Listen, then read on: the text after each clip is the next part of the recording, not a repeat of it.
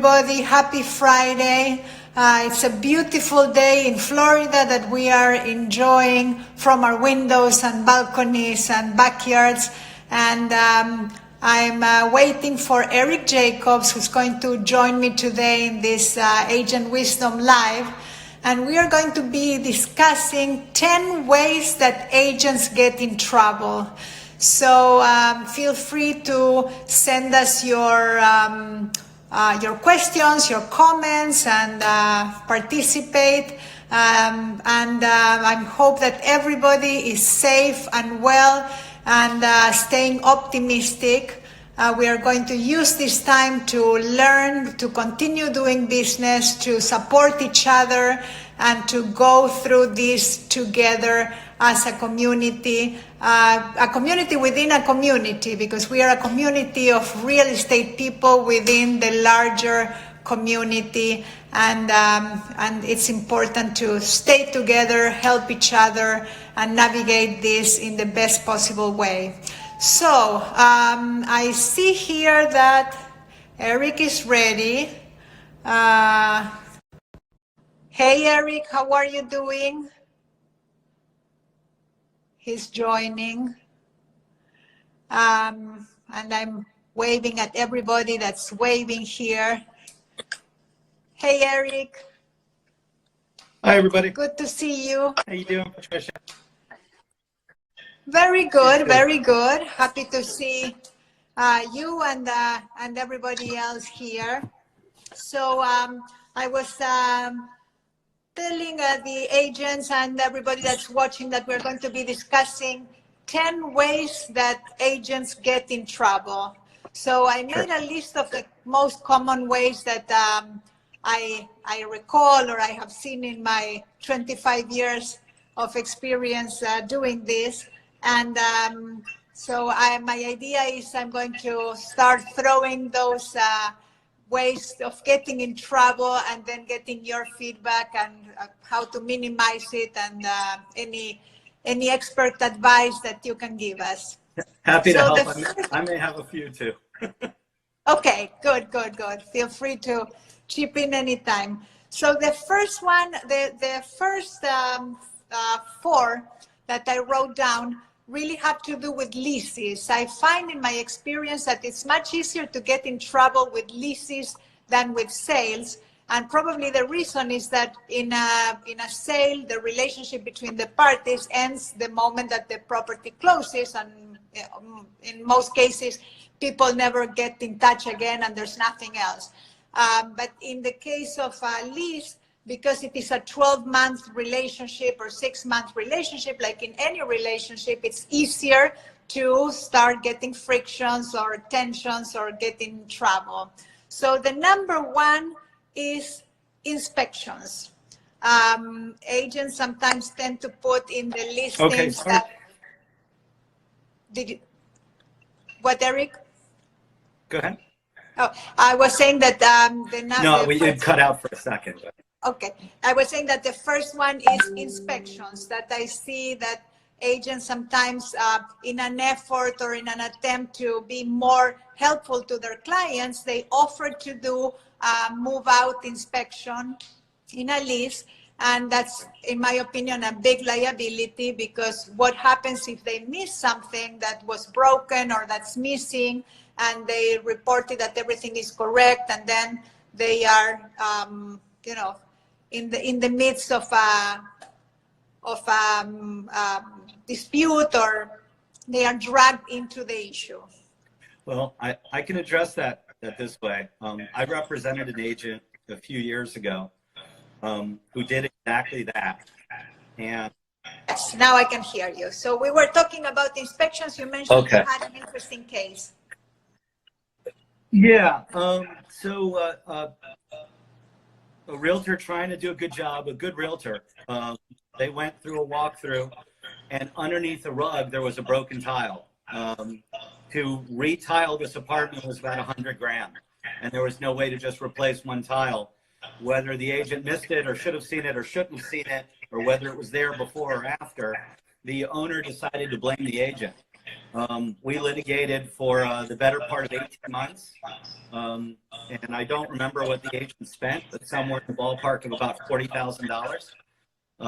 And this is one of those things where no good deed goes unpunished. Okay, so yeah. Thanks for sharing that example, agents there. Is it worth it to get into that kind of trouble, $40,000 in legal fees and all this aggravation just to do an inspection? So please, please, please explain to your clients that the relationship between that once the lease starts, the relationship is strictly between the landlord and the tenant, and the agent has to be out of the picture. So stay out, please, stay out of trouble. Number two is agents doing credit check or background check. And I know that if it's a building, normally the building does that, but sometimes in houses or in smaller buildings that don't have that kind of service, the agents sometimes offer to do that for their client. And what are the situations that you have seen with that, Eric? Yeah, so one of the problems with that is the agent is then going to make a selection what vendor to use. And if that vendor doesn't do a complete search, doesn't identify that somebody's a sexual predator, doesn't identify that somebody's got some other problem, the agent may have undertaken a responsibility that they didn't want. Compounding matters, you never know exactly what it is that your landlord is looking for in an inspection, in a tenant credit check. So really the right way to handle it is to get the link for tenant check, send it to your client, say this is one of the vendors that I've come into contact with, feel free to look for your own, and let them do it. The whole process is done online, and there's zero upside to the agent being involved. Okay, so credit check must be done by the landlord or the association, not by the agents. Never by the agent. Third one, I have seen agents doing addendum to leases. And there is one reason why Florida Realtors and the board, they don't have an addendum to lease. We do have an addendum to contract of purchase and sale, but not to leases. And the reason being that we are not allowed to do that. So what happens, Eric, when one of the parties wants to modify something or the agent needs to add anything that is not contemplated in the lease form? What can they do? So this is a tricky subject because it's, you guys as agents are all put in a tough spot. You're given these forms, told you're not allowed to change them, but then of course your client always wants something changed. The fact is you've got to be able to tell your clients that the law is the law, and for you to make these changes is actually the unauthorized practice of law. So unfortunately, for better or worse, one of two things has to happen. Either your client does the change on their own, which they're allowed to, it's their lease, or you refer them to a lawyer and the lawyer will do it for them. You know, we do a fair number of them from time to time. It's not that we like to do them because we really don't. We wish you could do them and we could just check them, but you all are just not allowed to do them. So if your client wants to do it on their own, they can. They choose the words, they write it in, you have nothing to do with it. Otherwise, it needs to be a lawyer. Okay, so addendum to lease, let the clients prepare the addendum or refer them to the attorney. Yep. Great. Next one, extensions to leases. Same situation. Agents are only allowed to do leases up to 12 months. So you cannot do an extension to a lease. It has to be a new lease. You cannot do an addendum to extend. So any thoughts on that, Eric? Well, I mean, without addressing the technicalities of doing an addendum extending the lease, I don't know why you would. If you're going to do a new lease, the lease at the top says this is a lease not to exceed 12 months. And while I can do an amendment to change that, you can't. So in order for you to do something extending the lease, you would have to amend the lease, which is something that as an agent, you're just not allowed to do. And again, it's a quirky component of the law, but you only have to be wrong once.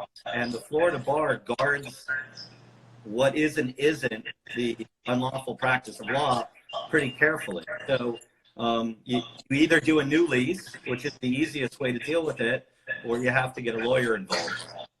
Okay, so new lease or lawyer involved for extensions of leases. Okay, now moving on to general, both sales and leases. Initials. In many cases, the client who is not reachable or maybe in another out of town or out of the country, they discuss some change verbally with the agent and they say, don't worry, just put my initial, I agree with that. Please, please, please, to all agents anywhere, that is a very critical offense. It is a crime. It's forgery. You cannot, even if your client is telling you verbally, we have so many tools nowadays from .loop, DocuSign, any of these things. There's absolutely no excuse to do this. You can send, you can explain to your client, even if you're telling me that you agree, I can never, ever, ever put that an initial for you. So, have you ever had any situation like that? Yeah, when I was suing an agent.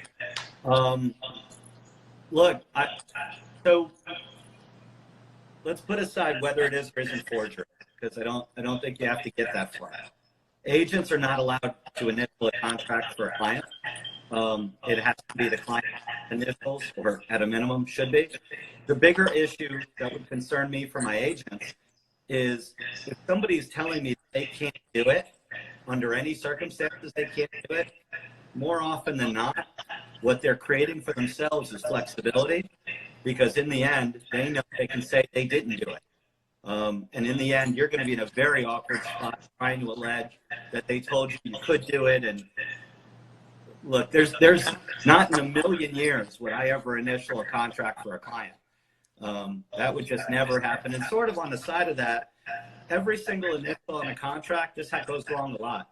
Every initial should be dated, because otherwise, if I am that they didn't initial it in time. Okay, so sorry, I had a call coming in, didn't know how to suspend the phone. Happens to me too. So no initials and no changes. Any change that you make in the contract, you have to send it back to your client for initials. And this is something basic, but sometimes even people who are very experienced fall into the trap of being rushed or wanting to move things forward. Be very careful, initials in every change by your clients. Next one. These ones have to do like the initials with more with the legal liability. Language, the language that agents use when they put a listing, and the law is getting more and more strict, fair housing, and there's a lot of sensitivities. Most of us know about not using walking distance and just say that something is close by, not mentioning anything that could be interpreted as directing it to a specific group, religion, race, or any ethnicity. And now it's also a topic of discussion whether we can say things like his and hers. So any input on that? So, hey. Gone too far. Even if at times we all may chuckle, rightly or wrongly, you have to be sensitive to the potential liability that you're creating. I had an agent just a week or two ago showed me a listing that said it was close to shuls because it's a neighborhood that's populated by a high number of Jewish people, and I had them change it to houses of worship. You know, on a personal level, did I find it offensive? No, but it really isn't targeted to me. I'm trying to keep somebody from raising an objection with my agent. So I think you have to be sensitive and stick to the facts, and when in doubt, be extra cautious. Exactly. So be careful with the language. Number 7, and this is going back to basics, verify ownership. Make sure that the person that is signing the listing or the contract has the authority to do that. Yep. Make sure that that person is the only person, and if there's other owner or other person that has to be signing, get their signatures as well. If there is a trust, you need to make sure that you are getting the signature of the trustee. Even if it has the same last name, even if the name of the trust is the name of the person signing, there might be someone else who is the authorized or designated trustee. It might be a probate. There's many different situations, so make sure that your documents, your contracts, your listings are signed by the correct person and by all the people that have to sign it, because otherwise you may be in very sticky situations like being responsible towards the other side's commission or having all sorts of issues in enforcing the validity of that listing or that contract. Any situations, Eric, that you've seen? This happens a lot, and if you think that it's obvious who owns a property or somebody should know that they do or don't own a property, often it happens by accident. It may be somebody who was, 30 years ago, their husband, who since passed away, transferred the property into a trust and the wife didn't even realize it. Sometimes there's a typo, right? It's Josefina that actually owns the property, but the name on the property tax record is that. And there's a difference. So ordinarily, given enough time, anything can be fixed, but the right way to do it, ideally, is to go into the official records, open the prior deed, and you can do that right in the property appraiser's website. Just scroll down and click on the deed, and whoever's there, that the most recent deed, that's who owns the property. And if they say it's something different, then call me or call Patricia because something's wrong. Sometimes people consider themselves divorced because they've been estranged from somebody for 20 years, but they're really not divorced. And it's good to know that before you take a listing or on the front end, then, 25 days before closing. Good. Great. Thank you for that. Number 8, verbal. Although we are all vocal and we are very in support of communication and calling your clients and discussing things, please, everyone listening, watching this, remember that things that are said verbally are very, very difficult to enforce. You can't really prove it. So when everything goes well, there's no issues. But if there is a problem or there is a situation, how are you going to prove that your client or the other party or whoever is involved in the transaction said something? So every time you have a conversation, whether it is with the other side of the transaction or even with your clients, follow up with an email saying, as discussed in our conversation, this is to confirm that blah, blah, blah, blah, blah, and get the other person to respond acknowledging that that is correct. Because otherwise, if there is a problem, you're not going to be able to enforce it. And Eric, is there any way when something was said verbally, anything that can be done when there's an issue? Well, I mean, you can have a situation where an agent claims somebody told him something. That's not a case I'd want to take to trial. You put yourself at huge risk, and I don't think you have to be overly legalistic about it, right? You can be professional. Say, hey, it was great talking to you today. I just want to make sure you wanted me to do X. So this way, you've done it in a very professional way. It doesn't sound like you're covering your butt, but you are. And I think, things like confirming effective date is something important to do in writing, because you may get the contract on a Friday, send it to your client on a Saturday, and your idea of the effective date and your client's may be different. And same thing with the other side. I think, getting instructions from clients about what to do at the end of an inspection period, whether to terminate or whether to demand the credit, what to do if they can't get the credit, is important. I think basically anything that you would not want for somebody to deny was said, should be put in writing or confirmed in writing one way or the other.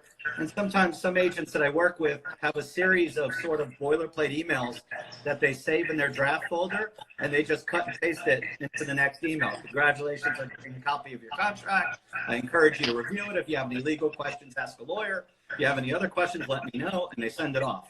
And I encourage you to consider doing that, because I think it's a very effective business practice to protect yourself. Okay, great. Number 9. And number 9 and number 10 have to do with the relationship with the client. So one mistake or way that I see of getting in trouble is not keeping a log.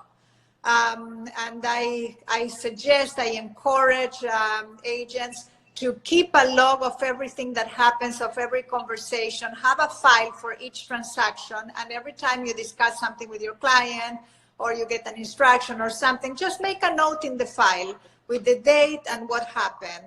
Because again, hopefully you will never need it because everything will go smoothly.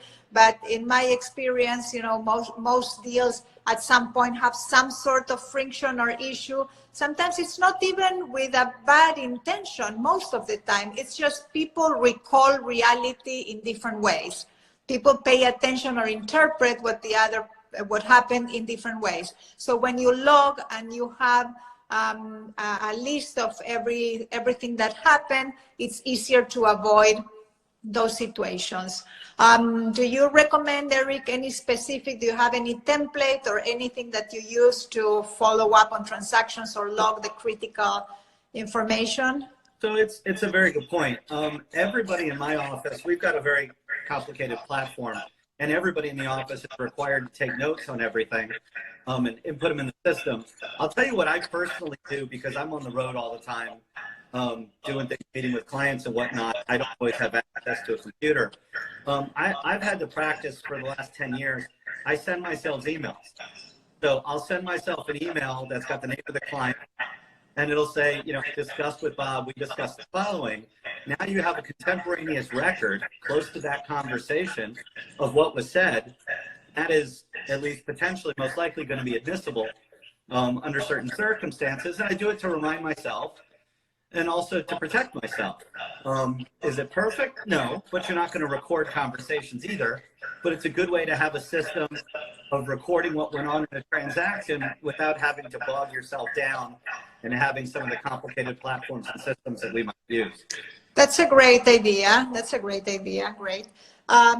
Next one, last one, number 10, also has to do with the relationship, and it is not updating the client. The way that agents get sometimes in trouble with their clients doesn't have anything to do with not being professional or not knowing what they're doing. Sometimes it has to do with not communicating enough with their clients or keeping them updated.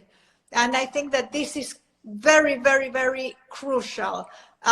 Even if there's no, if you represent a seller, for example, and there has been no activity, it was quiet, or there's at least send a message to your client telling them that this is what you did this week, and these are the efforts that you put in practice, and this is your strategy. There has not been any showings, or there has been no activity, and this is what you're planning on doing for next week. That alone can save the relationship with the client. And most of the complaints that I have seen in my career from clients doesn't have to do with the results, but it has to do with not hearing from their agent enough. So to me, it's like, I would say number 10 is one of the most important. Keep your clients and the parties updated, keep communication open. Yeah, a lack of communication is probably the main reason that clients get terminated from their agent. It's how other realtors creep into deals. In my business as a lawyer, it's the most common basis for a complaint against lawyers is a lack of communication. And look, none of us are perfect. I mean, in my office, I preach all the time, and we do the best that we can, that one way or the other, you should have a communication with every client on every matter every week. And the idea is, even if nothing's going on, just to, in one way or another, let people know that you're paying attention to them. And I think more often than not, even when things go wrong, or even if you don't have anything to report, people appreciate the fact that you're thinking of them. And I think it's a good goal and most likely to keep your relationships and keep you out of trouble. Great. Okay, so we went through the 10 most common ways of getting in trouble. Now I would like to open it to questions. If anyone has any other idea of other ways that you can get in trouble, or any specific questions about the ones that we described. We still have a few more minutes. Yeah, I saw a question somewhere, but I don't know how to. I don't know how to find them now. I saw questions as we were talking, but since this is kind of new to me, I'm trying to see. Oh, here we go. Okay. Oh, yeah. If we scroll down. Yeah. Okay, so let's see. I see. Okay. Should you get back commission if tenant will disappear in 1 month after the transaction? The realtor's not an insurance company. The realtor's job is to procure a tenant. Once that tenant's been procured, the realtor has done their job. Okay, so they still get the commission? Yes. Okay, good. That's great news. Okay. Anka, related to that, I had a prospective buyer ask if I knew of any Hebrew intensive school in the neighborhood. Can I answer that? So Hebrew intensive does not mean religious. In fact, there was a very specific case regarding a public charter school that was quote unquote Hebrew intensive. And that's been deemed to be non-discriminatory because it's just language-based, not religion-based. So I would say, yeah, you could answer that. Okay, very good. I don't see any other questions. I see a wonderful, thank you very much. Anybody else has any questions? Nope, everybody's ready for Friday. Yep. So, thank you very much, Eric. My pleasure. Thanks for having me. Always great to be able to pick your brain. Yeah, always happy to be here. I'll see you all soon. Take care. Thank you. And everybody out there, stay safe, stay home. If you have any questions, if you need any suggestions, please feel free to DM me, contact me. My contact information is in my profile, and I'm here to support you and help you in any way that I can. Stay safe, stay home, keep your spirits up, stay optimistic. This too shall pass. Have a blessed weekend, everybody. Bye.